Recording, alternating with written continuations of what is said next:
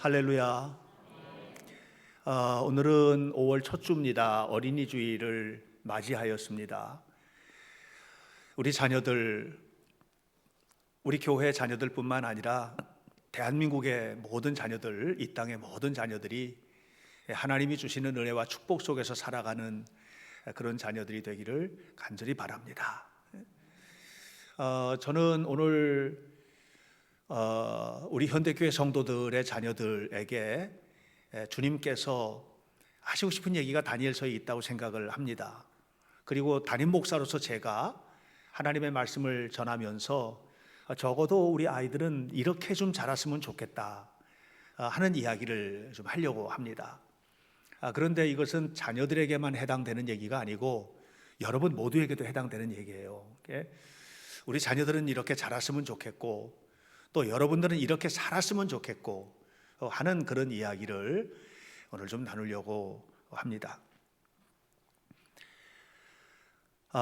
성경에는 위대한 선지자들의 이제 여럿 나오는데 그 중에 예레미야는 이스라엘 유다가 남왕국 유다가 멸망을 당하는 마지막 시기, 그러니까 이스라엘이라는 나라가 역사 속에서 흔적도 없이 사라져버리는 그 마지막 시기를 두 눈으로 다 보았던 선지자가 바로 예레미야입니다. 하나님의 말씀을 불같이 전했고 그렇게 하나님의 말씀을 전했음에도 불구하고 전혀 그 말씀대로 살지 않는 이스라엘 백성들, 이 유다 백성들을 바라보면서 너무 안타까웠던 사람이 바로 예레미야입니다. 그런데 기원전 587년에 나라가 바벨론 왕 느부갓네살에 의해서 완전히 멸망을 당하던 날, 느부갓네살은 군대를 끌고 예루살렘을 완전히 초토화시키고 예루살렘 성전을 무너뜨리고 성전 안에 있는 모든 기물들을 바벨론으로 옮겨 갔습니다. 마지막 왕이었던 시드기야는 여리고까지 도망을 갔는데 여리고까지 도망을 가다가 그곳에서 잡혀서 두 눈이 뽑혀 쇠고랑을 차여가지고 바벨론까지 끌려갑니다. 이것을 다 지켜본 겁니다. 예레미야가 이 사실을 바라보면서 받았던 충격은 뭐냐 하면 하나님의 나라인데, 하나님이 계시는 성전인데, 하나님께서 역사하시는 곳인데 어떻게 이런 일이 벌어질 수가 있느냐 하고 탄식을 하는 겁니다. 그 탄식의 첫 마디가 바로 이렇게 완전히 무너지는 이런 현상을 바라보면서 탄식했던 첫 마디가 에이카라고 탄식합니다. 이 에이카라는 말은 히브리 말인데 어찌하여 이 슬픈 일이, 이런 뜻입니다. 슬프도다, 이렇게 번역이 되어 있습니다. 이 에이카라고 했던 이 고통스러운 고백, 이 고백 이후에 구구절절하게 이스라엘 백성들이 당했던 고난과 아픔을 펼쳐나가기 시작하는데 그것이 예레미야의 애가서라고 여러분 말씀을 드립니다. 이 에이카라고 하는 말은 에이라는 말과 카라는 말이 합쳐져 있는 히브리어인데요. 에이라는 말은 무슨 말이에요? 장소를 나타내는 말이고요. 카는 당신, 너, 이렇게 말하는 때 사용되는 단어입니다. 그러니까 에이카라는 말은 합성해서 연결해서 얘기를 하면 당신 거기에 안 계시고 어디 가셨습니까? 이 말이에요. 당신이 있어야 할 장소, 그 예루살렘이고 성전인데 왜 거기 안 계시고 어디 가셨습니까? 다시 말하면 하나님, 당신은 지금 어디 계십니까? 라고 하는 그런 고백이죠. 나라가 망하고 완전히 무너지는 그런 모습을 보면서 왕은 두 눈이 뽑히고 온 백성들이 고통을 받는 그 고통스러운 자리에서 예레미야가 외쳤던 첫 마디가 에이카입니다.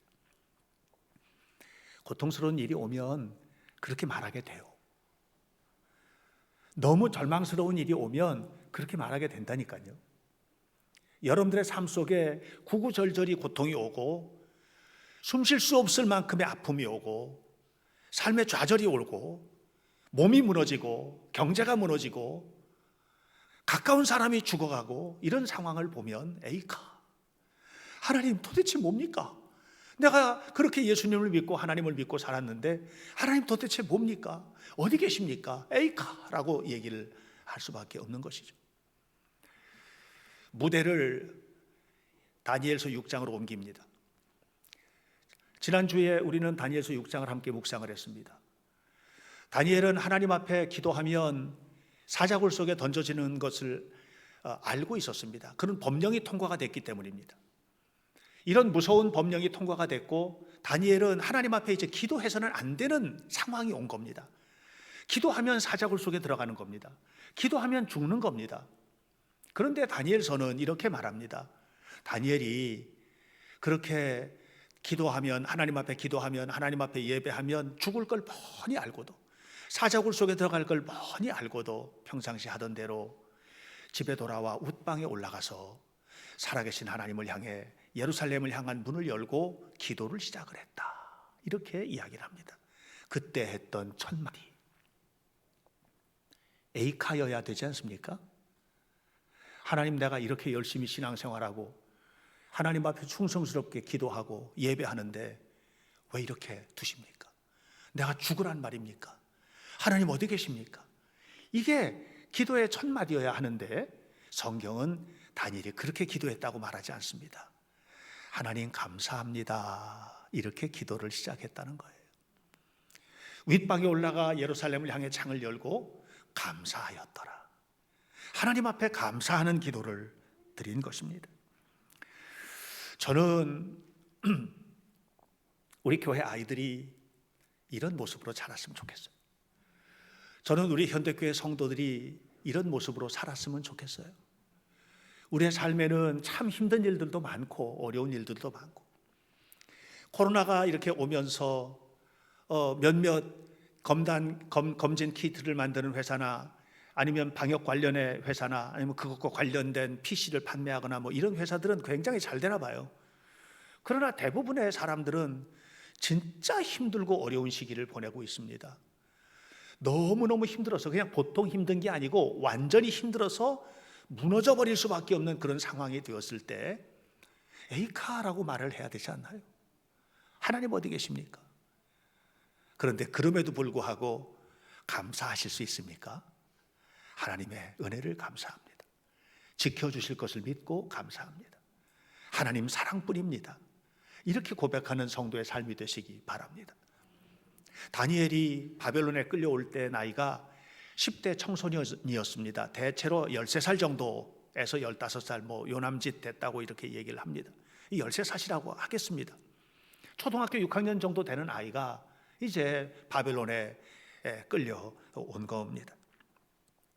끌려올 당시 상황은 조국은 망했고 보는 눈앞에서 수많은 이웃들이 죽임을 당하고 왕도 죽고 성전은 무너지고 나라는 문을 닫고 이렇게 해서 끌려 나옵니다. 험한 꼴을 본 겁니다. 이렇게 험한 꼴을 보고 나면 하나님이 뭐 있어? 이렇게 할 만도 한데 그런데 다니엘은 그렇게 살지 않는 거예요. 그 험한 상황에서 다니엘의 삶의 모습을 보면 흔들리지를 않는 거예요. 다니엘서 1장은 바로 그 당시 상황인데 흔들림이 없는 믿음을 가지고 있는 거예요. 다니엘서 6장은 그가 나이 들어서 나이 80이 넘었을 때의 상황이에요. 나이 80이 되었는데도 여전히 그는 마치 성전뜰에 심겨진 푸른 감람나무와 같이 아름다운 모습으로 세워져 있는 거예요. 그 모습을 오늘 성경 28절은 이렇게 우리에게 이야기합니다. 다 같이 읽도록 하겠습니다. 시작. 이 다니엘이 다리오 왕의 시대와 바사 사람 고레스 왕의 시대에 형통하였더라. 무엇이 이렇게 그를 형통하게 만들었을까? 형통하게 만든 요소가 도대체 뭔가? 저는 그 속에는 세 가지가 있다고 생각합니다. 하나는 그의 사람됨, 사람이 돼야 되는 거예요. 사람됨. 두 번째, 그의 능력, 지적 또는 자기의 업무를 추진해 나가는 삶의 능력.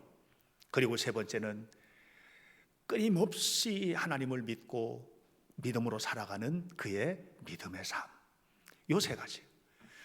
저는 우리 교회에 자라나는 우리 아이들이, 여러분의 자녀들이 정말 사람됨 자체가 됨됨이가 좋은 훌륭한 그런 아이들로 커가게 되기를 바라고, 뿐만 아니라 우리 아이들이 어디를 가든지 무엇을 하든지 훌륭한 능력을 가지고 이 지적 능력, 삶의 능력, 삶을 그리고 업무를 수행해내는 이런 모든 능력에 있어서 타의 추종을 불허할 만한 능력자들이 되기를 바라고, 그리고 이 모든 것의 배후에 살아계신 하나님이 계시다는 것을 믿고 철저하게 믿음으로 살아가는 그런 삶을 살게 되기를 주님의 이름으로 축원합니다. 다니엘은 사람됨이 참 좋았던 소년이었습니다. 소년 때서부터 그랬어요. 그는 아주 부드러운 인성의 사람, 말 한마디를 하더라도 가시는 다 발라내고 부드럽게 말할 줄 아는 그런 능력을 가지고 있었던 사람입니다. 다시 말하면 사람 됨됨이가 참 좋았던 사람인 거예요. 다니엘서 1장을 보면 이 유능한 다니엘이 그 당시 바벨론에서 유능하고 똑똑한 아이들을 뽑아가지고 훈련시키는 훈련 프로그램에 참여를 합니다. 일종의 왕립학교 로열 스쿨에 합격을 해서 입학을 한 것입니다. 들어갈 때 너무 좋았는데 들어가 보니까 문제가 생긴 거예요. 그건 뭐냐면 자기는 하나님을 믿는 믿음의 사람인데 먹는 음식들이 전부 다 우상의 제단에 드려졌던 고기들이 오는 거예요. 이 서양 사람들은 고기 먹는 거 여러분 아시잖아요. 고기가 주식이거든요. 그런데 이 고기를 먹는데 이 고기라고 하는 게 모두 다 우상의 제단에 드려졌던 고기들이 오니까 다니엘의 양심으로는, 다니엘의 믿음으로는 이걸 못 먹겠는 거예요. 그래서 이걸 못 먹겠는데 이걸 어떻게 해야 되나 고민을 했지 않았겠습니까? 고민을 하다가 이 문제를 처리해가는 방식이 정말 본받을만 합니다. 사실 13살 어린아이니까, 그리고 자기는 분명한 믿음을 가지고 있고 뜨거운 믿음의 사람이니까 이렇게 말할 수 있지 않겠습니까? 자기를 담당하는 담당자에게 가가지고 나는 하나님을 믿는 사람입니다. 난 죽어도 못 먹습니다. 이런 거 먹지 말라고 교육을 받았습니다. 그러니까 나는 하나님을 믿으니까 이거 못 먹고 이 학교에서 나가더라도 먹을 수 없습니다 하고 아주 호기에 차서 이야기할 수도 있었을 텐데 다니엘은 그렇게 하지 않았습니다. 1장 10절을 보면 다니엘이 담당 장관을, 자기를 담당하는 사람을 찾아갑니다. 그리고 공손하게 말을 시작합니다. 이렇게 말합니다. 저에게 열흘만 시간을 주시면 안 되겠습니까? 열흘 동안만 채식을 하겠습니다. 고기를 먹지 않고 채소를 먹겠습니다. 그리고 열흘 동안 채소를 먹은 후에 고기를 마음껏 먹은 다른 학생들하고 비교를 해봐서 나의 얼굴이, 그리고 이 다니엘의 친구들 사드락 메삭 아벳느고 우리 친구들의 얼굴이 그들만 못하면 그때는 당신이 하라는 대로 하겠습니다. 그러나 만약에 우리의 얼굴이 그들하고 비교해서 전혀 치우치지 않으면 우리가 하는 대로 해주시면 안 되겠느냐고 이렇게 부탁을 합니다. 여러분, 얼마든지 해줄 수 있는 요청을 한 거잖아요.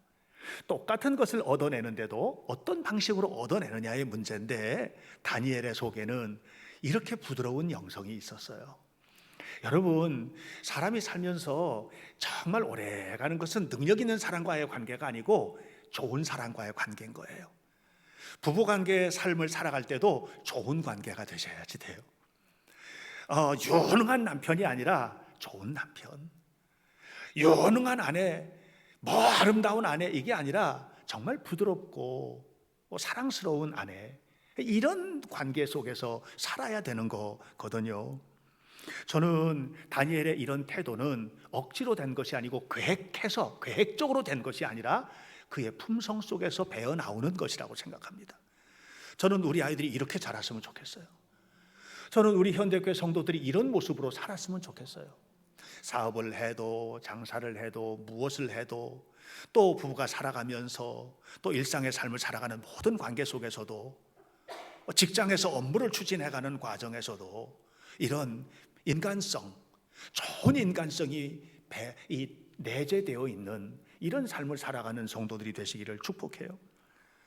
요셉도 이와 마찬가지 다르지 않은데 요셉이 형들에게 팔려가지고 애굽에 가죠. 이집트입니다. 이집트에 팔려가서 거기서 온갖 고생을 다 합니다. 그냥 우여곡절 끝에 나중에 이제 애굽의 최고 고위층이 되는데 그리고 난 다음에 형들을 만나지 않습니까? 형을 만났을 때 뭐라고 합니까? 좀 속상한 말 한마디도 할 수 있잖아요. 그런데 속상한 말 한마디 하지 않습니다. 그리고 이렇게 말합니다. 형님들이 나를 판 것이 아니고요, 하나님께서 나를 이곳에 보내신 거예요 하고 도리어 형들을 위로하고 있잖아요. 이게 인간성이에요.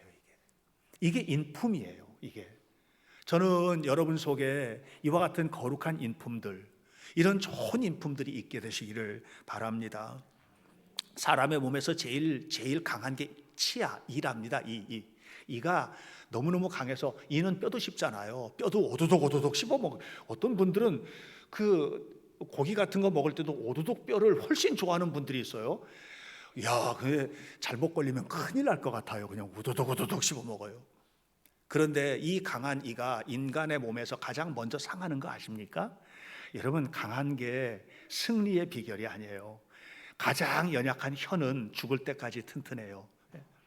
그러니까 우리는 좀 좋은 인간성, 부드러운 삶의 태도, 이런 태도를 가지고 살자. 이것이 하나님 믿는 사람답다. 두 번째로 우리 아이들이 되었으면 좋겠는 것은 뭐냐면, 어떤 분야든, 그것은 공부를 하는 공부의 능력이든, 예술을 하는 예술적인 어떤 감각이든, 체육을 하든 체육의 능력이든, 사업을 하는 사업상의 능력이든, 아니면 어떤 다른 분야이든 간에 정말 최고의 능력을 발휘할 수 있는 준비된 사람이 되었으면 좋겠다. 이걸 저는 지성이라고 표현했는데, 이게 단순히 지성의 말이 아니고 ability예요. 그냥 능력으로 살아가는 거예요. 우리가 어떤 삶을 살아갈 거냐의 문제, 이런 문제를 얘기하는 것입니다. 여러분, 어떤 사람이 예를 들어서 여러분에게 한나절 동안 숲에 나무를 베라 하고 톱을 하나를 줬다고 합니다. 그러면 제일 먼저 뭘 하겠습니까? 톱을 들고 현장으로 뛰어가서 땀을 펄펄 흘리면서 톱질을 하는 사람이 있을 겁니다. 성실한 사람이죠. 그러나 그 성실함이 일의 능률과 관계가 있는 것은 아닙니다. 저 같은 경우에는 톱을 딱 주면 제일 먼저 톱날을 볼 겁니다. 톱날이 날카로운가? 무딘 톱이라면 한나절 내내 톱질을 해도 나무 한 그루 베기가 어려울 거니까는요. 그래서 톱날을 보고 먼저 해야 될 일은 뭐냐면은 톱날을 날카롭게 하는 일이에요. 톱날을 날카롭게 하는 일, 이것이 지혜고, 이 날카로운 톱날을 들고 나가는 거, 이게 능력이거든요. 저는 이것을 지성이라고 표현한 거예요. 그러니까 여러분들 우리 아이들이 지금은 어떤 기간을 보내는 거냐면 톱날을 날카롭게 만드는 기간이에요. 이 아이들이 그 기간을 잘 보내야 돼요. 그래서 이 아이들로 하여금 어떤 분야의 공부가 됐든 간에 내가 꿈을 가지고 나가는 분야가 있다면 그 분야에 있어서 적어도 나는 이 분야에서 외교관이 되겠다. 그러면 여러 개의 언어들을 그냥 능통하게 할 수 있도록 교육을 받아야죠. 그렇잖아요. 아니면 어떤 다른 분야에서 예술 쪽에서 내가 하겠다 그러면 정말 그 분야에서 최고가 되기 위해서 노력을 해야 되잖아요. 그 톱날을 갈아내는 거예요. 이렇게 해야 되는 것입니다. 저는 우리 아이들이 중요한 것은 이 시대가 필요한 인물이 되었으면 좋겠다는 거예요. 여러분, 다니엘이 보세요. 다니엘이 느부갓네살 왕 때 잡혀갔어요. 그리고 느부갓네살에 의해서 발탁이 돼요.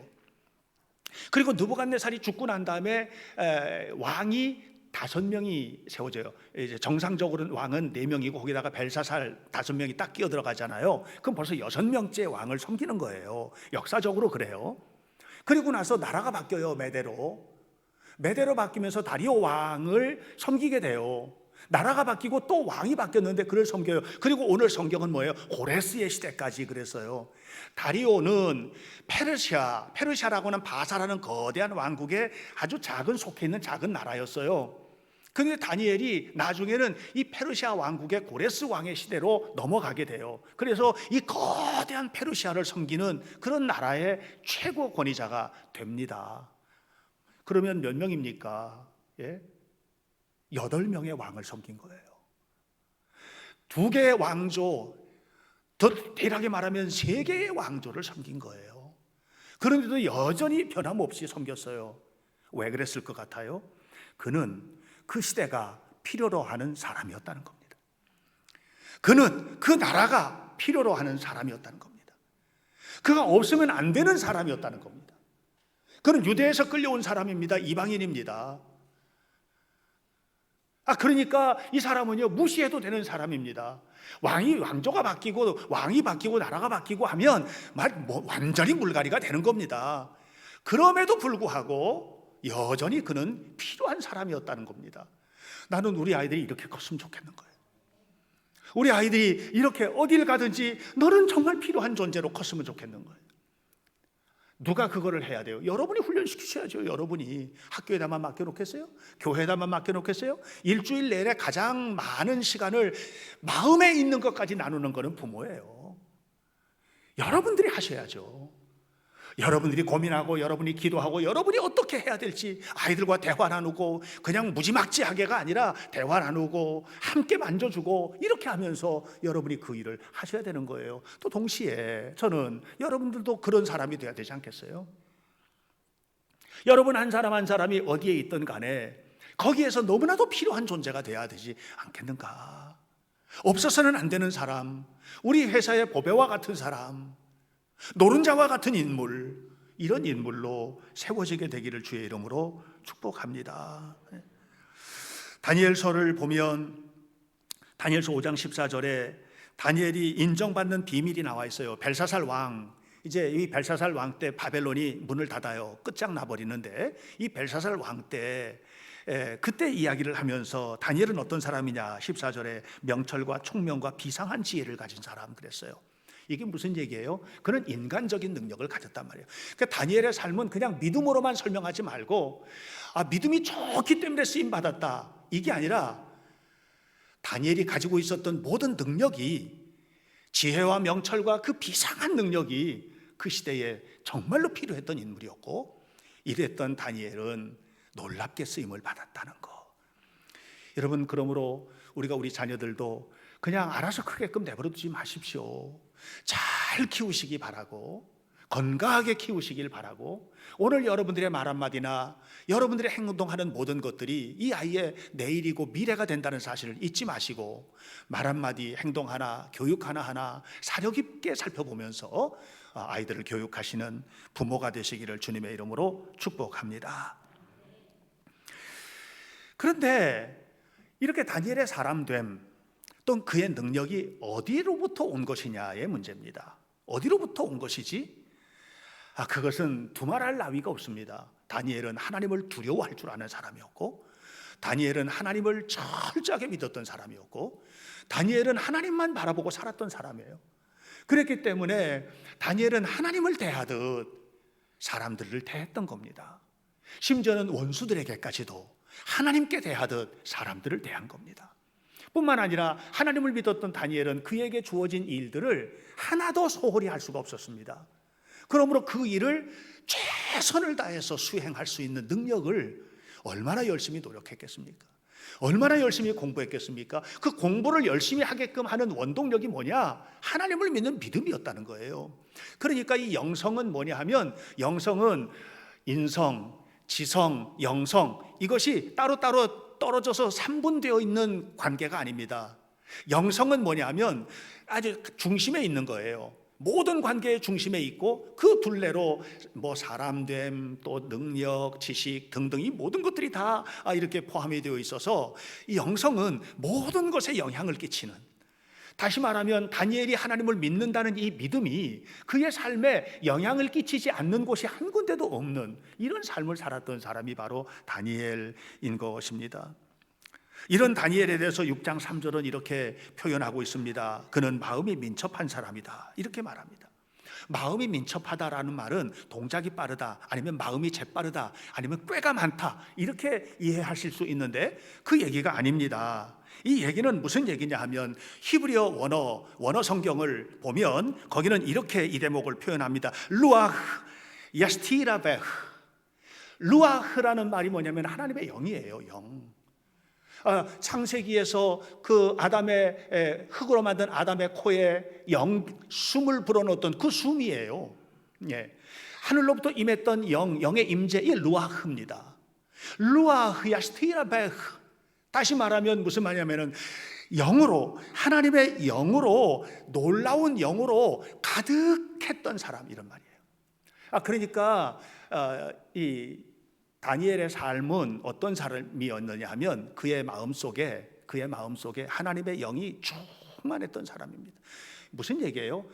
날마다 하나님을 바라보고 살았던 사람이요, 늘 하나님과 함께 살았던 사람이고, 늘 하나님께 영광을 돌리며 살았던 사람이고, 그냥 생각하는 것 자체가 하나님을 생각하고 살았던 이런 사람이었던 거예요. 여러분 자녀들을 그렇게 키우시길 바랍니다. 그러려면 부모들이 그렇게 살아야지요. 부모들이 하나님을 철저하게 바라보며 사셔야 되지 않겠습니까? 오직 주님을 바라보고 엎드려 기도하고 하나님 앞에서 살아서 루아흐 야스티라베흐, 내 안에 그 놀라운 영이 가득한 소유한 이런 삶을 살아갈 때에 그냥 넘치는, 시편 23편에 나오는 것처럼 내 잔이 넘치는, 나도 고갈되어 있는데 넘치긴 뭘 넘쳐. 나도 못 믿겠고, 나도 고갈되어 있고, 나도 속상하고, 나도 힘든데 여기서 뭐가 좋은 게 나오겠어요? 그러니까 부모의 마음속에 영이 충만해야 돼. 충만한 영 속에서 흘러넘치는 영으로 역사될 때 불가능한 것이 가능하게 되고, 안 될 것 같은 것이 되어지는 역사가 이루어지게 될 줄로 믿습니다. 다니엘은 다니엘서 1장에서도 하나님의 영으로 충만했던 사람입니다. 하나님 앞에 살았어요. 10대 청소년 때 아니겠습니까? 지금 나이 80이 된 이 다니엘의 모습, 다니엘서 6장의 모습도 여전히 그런 노인이지만 더욱 충만했습니다. 더욱. 노인이 된다는 것은 어떤 뜻을 가지고 있느냐 아셔야 돼요. 노인이 된다는 것은 내 생각이 분명해진다는 거예요. 평생을 살아왔거든요. 그래서 내 생각이 분명해진다는 말은 조금 나쁜 말로 하면 고집스러워진다는 거예요. 그래서 노인의 고집은 꺾기가 어려워요. 이게 노인이에요. 저도 노인이 됐잖아요. 65살이면 노인이죠. 그런 게 있어요. 그런데 여러분 아셔야 돼요. 다니엘은 그런 모습이 보이지를 않아요. 왜 그랬을까요? 하나님의 영으로 충만했기 때문에 그래요. 저는 여러분, 이런 하나님의 사람 다니엘에게 하나님이 주셨던 선물은 뭐냐? 형통이거든요. 형통하였더라. 형통이 뭡니까? 우리는 형통 그러면 안 되는 일이 없이 다 잘 되는 거 이렇게 생각을 합니다. 근데 그게 아니에요. 다니엘이 사자굴 속에 들어갔는데 그게 무슨 형통이에요? 사자굴 속에 들어갔잖아요. 다니엘의 친구들이 풀무불 속에 들어갔잖아요. 그게 형통이에요? 여러분, 요셉이 형통했습니까? 요셉은 형통한다고 계속 나와요. 요셉은 형통하였더라. 하나님이 함께 하심으로 형통하였더라. 요셉이 형통하지 무슨 형통이에요? 형들에게 구덩이에 빠져서 죽을 뻔하다가 겨우 살아나가지고 그 상인들에게 팔려서 애굽에게 노예로 팔려가가지고 좀 되는 듯 했더니 또 감옥에 갇히고, 감옥에서 평생 썩을 줄 알았고, 이런 어려움을 겪잖아요. 그런데 하나님은 형통했다고 그래요. 형통이라는 말이 무슨 말인 줄 알아야 돼요. 형통이라는 말은 히브리 말로 찰라흐라는 말인데, 이 찰라흐라는 말은 무슨 말이냐 하면 강을 건너다 이런 뜻이에요. 산을 넘어가다 이런 뜻이에요. 여러분 눈치채셔야 돼요. 강이 없다가 아니고, 산이 없다가 아니고, 우리는 강을 안 만나는 게 형통이라고 생각해요. 무서운 강을 안 만나는 게 형통이고, 높은 산을 안 만나는 게 형통이라고 생각해요. 그런데 히브리 사람들에게 형통의 의미는 전혀 달라요. 찰라흐, 강을 건너다, 산을 넘어가다 이런 뜻이에요. 강을 만난 거예요. 이건 너무너무 도저히 건널 수 없는 강을 만난 거예요. 그래서 모든 사람들이 뒤돌아서는 강을 만난 거예요. 건너갈 수 없는 강을 만난 거예요. 그런데 이 믿음이 이 강을 건너게 만드는 거예요. 하나님을 의지함으로 이 강을 건너가게 만드는 거예요. 그리고 드디어 아무도 건너갈 생각을 못하던 그 강을 건너간 거예요. 건너간 시점에서 돌아보면서 나는 형통하였다 이렇게 말하는 겁니다. 여러분, 오늘 우리는요 형통해야만 합니다. 여러분, 우리는 코로나19를 기대했던 적이 한 번도 없습니다. 그런데 코로나19를 만났습니다. 이거 형통이라고 말할 수 없잖아요. 근데 이 코로나19를 어떤 믿음으로, 어떤 삶의 태도로 어떻게 극복하느냐에 따라서 뒤돌아보는 관점에서 코로나19가 우리 민족에게 형통하였다, 우리 민족에게 형통을 선물했다 이럴 수 있어요. 코로나19 때문에 지금 무너진 사업이 얼마나 많고 힘들어하는 사람이 얼마나 많습니까? 당장 저희 가정만 하더라도 우리 아이들 보면은 우리 큰아이가 학원을 이렇게 하는데 또 2호점도 열고 그랬는데 너무너무 어려워가지고 이 코로나19 때문에 우리 둘째 며느리는, 둘째 아이는 대한항공의 승무원 아닙니까? 그런데 지금 일도 못하고 있습니다. 이걸 형통이라고 할 수 있겠습니까? 이건 형통이 아닌 거예요, 형통이. 그런데 성경이 말하는 형통은 뭐냐 하면 그 고통의 자리를 뚫고 지나가는 거예요. 그 어려운 자리를 뚫고 지나가는 거예요. 그 속에 작동하는 게 뭐냐? 하나님을 믿는 믿음. 하나님을 믿는 믿음. 이 믿음이 그것을 뚫고 지나가고 건너가게 만드는 겁니다. 이것이 형통인 겁니다. 요나가 하나님의 말씀을 받습니다. 니느웨로 가서 복음을 전해라.